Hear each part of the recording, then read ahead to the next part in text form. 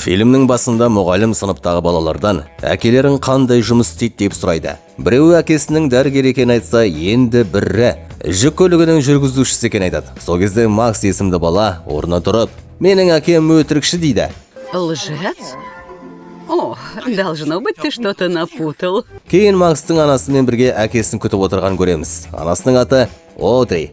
Макстың әкесі үнемі оған өтірік айтады. Сондықтан бала әкесінің бұл әдетінен әбден шаршаған. Ол тек ұлына ғана емес, айналасындағы барлық адамға өтірік айтатын. Бір кезде әкесі Флетчер келіп ұлымен ойнай бастайды. Макс қатты қуанып қалады. Сонда Флетчер оған, бүгін сені күрес шоуына апарам дейді. Күресті жақсы көретін Макс бұған ерекше қуанады. Осы кезде Макстың анасының басқа ер адаммен бірге жүрген көреміз. Одри Флетчермен ажырасып кеткен және енді басқа адамға тұрмысқа шықпақшы. Бірақ бұл жағдай Флетчерге аса әсер етпейді. Өйткені олардың қарым-қатынасы әлде қашан бұзылған. Кейін Флетчер ұлына көлігіне отырғызып алып кетеді. Жол бойы Макс шынымен күреске барамыз ба деп қайта-қайта сұрай береді. Әкесі әр жолы "Иә, барамыз" деп жауап береді. Алайда ақырында олар күрес залына емес, Флетчердің кеңсесіне келеді. Флетчер үшін жұмысы бәрінен маңызды еді. Ол ұлына уақыт бөлудің орнына жұмысын бірінші орынға қояды. Кеңсеге келгенде Макс әкесінің тағы да өтірік айтқанын түсінеді. Бүгінде олар күреске бармайтын болып шығады. Кеңседе Флетчер бәріне өтірік айтып жүреді. Что желаете? Нет, спасибо. Я так плотно позавтракал, что вот-вот лопну. Сол жерде ол өзінің көмекшісімен кездеседі. Көмекшісі оған сыйлық қорам береді. Өйткені бүгін Макстың туған күні екенін біледі. Және Флетчердің мұны ұмытып кеткенінде алдын ала сезген. Флетчер көмекшісінің есіне салғанына қуанып қалады. Әйтпесе ұлы ренжіп қалар еді. Бірақ шын мәнінде Макс онсыз да ренжулы болатын. Өйткені әкесі тағы да алдап, оны кеңсеге алып келген еді. Осы кезде Флетчердің бастығы келіп, бүгін сотта істі жеңіп шыққаныңды естідім. Кешке үйіме кел, қызметінің жоғарылауы туралы сөйлесеміз дейді. Ну да ладно. У меня в кабинете клиент. Лучше его не злить. Кейін Флетчер ұлымен бірге болады. Бірақ Макс онымен сөйлеспейді. Себебі әкесінің өтіріктерінен әбден қажыған. Сол уақытта Одридің үйленгелі жүрген жігіті Джерри оған ұсыныс жасайды. Бірақ Одридің жүзінен оның әлі де Флетчердің өзгеретіне, бір күні қайтадан жақсы адам болып оралады деген үмітін байқауға болады. Кейін Флетчер ұлына туған күніне арналған сыйлығын береді. Макс қатты қуанып, әкесімен бірге уақыт өткізгісі келеді. Бірақ Флетчер тағы да жұмыс басты болып шығады. Әдеттегідей ұлына уақыт бөле алмайды. Сыйлық алғаннан қуанып Макстың көңілге қайдан түсіп кетеді. Келесі күні Одри мен Джерри Максты алып кету келеді. Кетер алдында Одри бұрынғы күйеуіне, бүгін Макстың туған күні, міндетті түрде кешке кел. Егер келмесең, ол қатты қиналады дейді. Флетчер сенімді түрде, уайымдама, міндетті түрде барам деп уәде береді. Кейін Флетчер кеңседе клиентімен кездеседі. Бастығы да сол жерде болады. Оның клиенті өте бай әйел. Ол күйеуімен ажырасқысы келеді және күйеуінің байлығының көп бөлігін өзіне алуды жоспарлап жүр. Бұл істі Флетчер жүргізетін болады. Ол әйелге бұл сотта міндетті түрде жеңеміз деп сенім береді. Ал әйел бастапқыда бұл істі қозғасқысы келмеген еді. Өйткені оның көптеген көңілдестері болғандықтан сотта жеңіліп қалу мүмкін екенін түсінген. Бірақ Флетчер оны қалайда жеңіске жеткізетініне сендіреді. Мұны естіген бастығы да оған өте риза болады. Ал осы уақытта Макстың туған күні кеш басталады. Үйде көптеген балалар жиналғанымен Макс тек әкесін күтіп отырады. Ал Флетчер болса бастығымен бірге маңызды кездесуде жүргендіктен келе алмайды. Ол Одриге телефон шалып, бүгін өте маңызды кездесуім бар, сондықтан туған күнге бара алмаймын дейді. Макс болса әлі де әкесін күтіп отыр. Бірақ әкесі кешке келмейді. Бала жалғыз өз отырып, әкем мені жақсы көру үшін, маған уақыт бөлу үшін не істесем болады деп ойланады. Содан кейін ол бір тілек айтады. Әкем енді ешқашан өтірік айтпасыншы дейді. Келесі күні таңертең Флетчер оянады, бірақ өзін бір түрлі сезінеді. Ішінде бір өзгеріс болғандай болады. Ол көшеге шығады. Бір қайыршы одан ақша сұрағанда, бұрынғыдай сылтау айтудың орнына, менен ақша сұрама, өзімнің де иісім жаман, ақшам жоқ, кедеймін деп шындықты айтып салады. Ублюдок!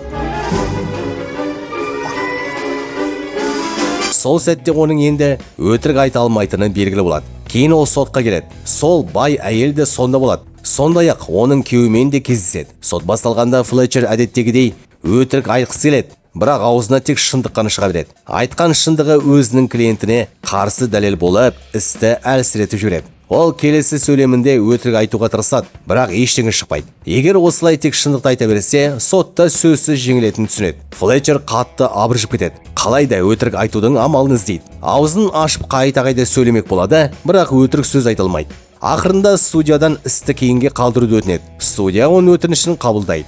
Флетчер бірден кеңсесіне қайтады. Бұрынғыдай адамдарды жалған мақтағысы келеді, бірақ енді оған да шамасы жетпейді. Мне незачем помнить твое имя. У вас есть пожелания? Выдави свой прыщ. Не спрашивайте. Барлығына тек шындықты айтып сөйлейді. Оның ашық айтқан сөздері кеңседегі адамдардың бәрін ашуландырады. Осыдан кейін Флетчер кеңсесіне келеді.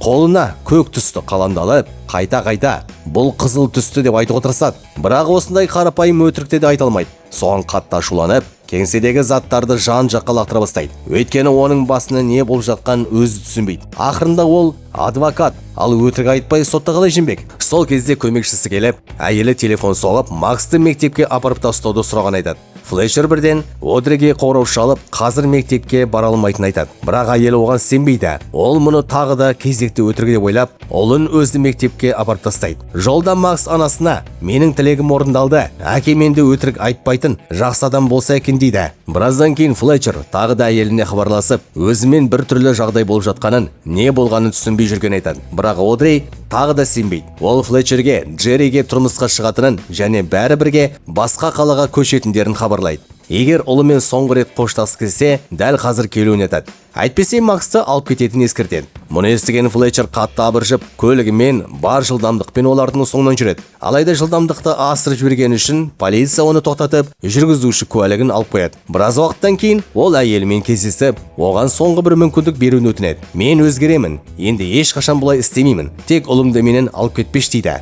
Бірақ Одри оның сансыз өтіріктерінен әбден шаршаған болатын. "Ештеңе өзгермейді. Біз кетеміз. Егер ұлыңмен қоштасқың келсе, жолда қоштасып қал" дейді. Сосын ол тағы бір маңызды нәрсені айтады. Кеше Макс сенің енді өтірік айтпауыңды тіледі. Осы сөздерді естіген Флетчер бәрін түсінеді. Оның басындағы өзгерістердің бәрі Макстың туған күндегі тілегінен басталғанын ұғады. Сол түні ол бірден ұлының үйіне барып, тілегін қайтарып алуын сұрайды. "Өтінемін, тілегіңді қайтарып алшы. Әкең өтірік айтпаса, жұмысын істей алмайды" дейді. Сонымен қатар туған күнге арналған торт алып келіп, бірге тойлауды ұсынады. Бірақ Макс: "Мен ол тілекті шын жүрегімен тіледім. Енді оны өзгерте алмаймын. Бұрынғыдай болғаныңды қаламаймын" дейді. Сөйтіп кетіп қалады. Кейін Флетчер көмекшісімен сөйлеседі. Ол тағы да өтірік айтқысы келеді, бірақ тағы да қолдан келмейді. Бар шындықты айтып салады. Хотите сказать, что не способны лгать? Именно. Я не способен лгать. Айтқан сөздері көмекшісіне ұнамай, ол ренжіп кетіп қалады. Келесі күні сот қайта басталады. Самантаның көптеген көңілдестері болғаны белгілі болады. Бірақ Флетчер өтірік айта алмағандықтан клиентін қорғай алмайды. Амалы таусылған ол сотты кейінге қалдыру үшін дәретханаға барып, өзін әдейі жарақаттайды. Какого черта вы делаете? Вообще-то я тут избиваю себя. Вы не против? Жоспары іске асып, оны жарақатпен сот залына қайта алып келеді. Судья оның жағдайын көріп, 10 минуттық үзіліс жариялайды. Осы кезде Саманта өзінің көңілдесін таныстырады. Кейін сот қайта жалғасқанда Флетчер сол адамды куәгер ретінде шақырады. Бірақ тағы да өтірік айта алмайды. Оның орнына әлгі адамды ашуландыратын шындықтарды айта бастайды. Ашуға булыққан куәгер бәрін жайып салады. Осылайша Самантаның барлық құпия байланыстары сот алдында әшкереленді. Соған қарамастан Флетчердің ісі әлсіреп кетеді. Жеңіске жету қиындай түседі. Сот Самантаның пайдасына шешім шығаруға жақын қалады. Бірақ дәл сол сәтте Флетчер маңызды бір нәрсені есіне түсіреді. Ол Самантаның жасы туралы сотқа өтірік айтқанын анықтайды. Шын мәнінде келісім шартқа қол қойған кезде ол әлі кәмелет жасына толмаған екен. Ал кәмелетке толмаған адамның ата-анасының рұқсатынсыз жасаған келісім шарты заңды күшке ие болмайды. Флетчер осы заңды негізге айтып, алғаш рет ешқандай өтіріксіз, тек шындықтың арқасында сот ісін жеңіп шығады. Сукин сын их поимел! Я не знал, что я 17. Бірақ Саманта бұнымен тоқтамайды. Ол балалардың қамқорлығында өзіне беруді талап етеді. Өйткені балаларды алса, оларды асырауға көбірек ақша өндіріп алам деп ойлайды. Шын мәнінде ол өте ашкөз әйел болатын. Алғашында сот балаларды Самантаға беруге шешім шығарады, бірақ Флетчер осы сәтте балалардың ата-ана үшін қаншалықты маңызды екенін түсінеді. Ол Самантаның балаларға лайық емес екенін сезінеді. Сондықтан судьяға: құрметті судья, шешіміңізді қайта қараңыз. Мен сізді сөздерімен шатастырып жібердім, бірақ енді түсіндім. Бұл әйел балаларды тәрбиелеуге лайық емес дейді. Флетчер соттың өзін жаңылыстырғанын мойындаған соң, судья қатты ашуланып, ona сотқа құрметсіздік танытқан үшін қамауға алады. Түрмеде отырған Флетчер әйеліне телефон шалып, кепілдікпен шығарып алуын өтінеді. Бірақ Одри тағы да оған сенбейді. Себебі ол бұрын да дәл осылай өтірік айтып кеткен. Бірақ бұл жолы оған көмекке көмекшісі келеді. Ол кепіл ақысын төлеп, Флетчерді босатып алады да: әйелің Максты алып әуежайға кетіп бара жатыр. Тез бар, олымен қоштасып үлгер дейді. Флетчер бірден әуежайға қарай жүгіреді. Бірақ келгенде ұшақ ұшуға дайын тұрған көреді. Ұлына соңғы рет көрінгісі келген ол әуежайдағы жылжымалы баспалдақты айдап, ұшақтың соңынан қуады. Макс ұшақтың терезесінен әкесін көріп, оның шынымен қоштасуға келгенін түсінеді. Сол кезде баланың жүрегі елжіреп, әкесінің өзін қаншалықты жақсы көретінін сезінеді. Флетчердің басқа амал қалмайды. Ол аяқ киімін шешіп алып, ұшқыштың алдына қарай лақтырады. Ұшқыш мұны байқап, ұшақты тоқтатуға мәжбүр болады. Бірақ дәл сол сәтте баспалдақ ұшаққа соғылып, Флетчер жарақат алады. Біраздан кейін Макс жүгіріп келіп, әкесін құшақтайды. Менің тілегім сенің өміріңді өзгертті. Сен енді бұрынғыдай емессің дейді. Флетчер оған: саған уәде беремін, енді әрдайым саған уақыт бөлемін. Ешқашан саған өтірік айтпаймын. Тек мені тастап кетпеш дейді. Мұның бәрін көрген Одри мен Джерри де қатты әсерленеді. Сөйтіп олар бұл қаладан көшпеуге шешім қабылдайды. Бір жылдан кейінгі оқиға көрсетіледі. Флетчер, Одри және Макс туған күнді бірге тойлап жатады. Макс ата-анасының бір-біріне деген сүйіспеншілігін көріп қатты қуанады. Флетчер күлімсіреп ұлынан: сен бізді қайта қосылсын деп тілек тіледің бе дейді. Макс күліп: жоқ, мен тек ролик сұрадым деп жауап береді. Осылайша олардың қайта қосылуына сиқыр емес, Флетчердің шын мәнінде өзгеріп, өтірік айтуды доғарып, жақсы әке болуға ұмтылғаны себеп болғаны көрсетілді. Осы әсерлі көрініспен фильм аяқталады. Рахмет.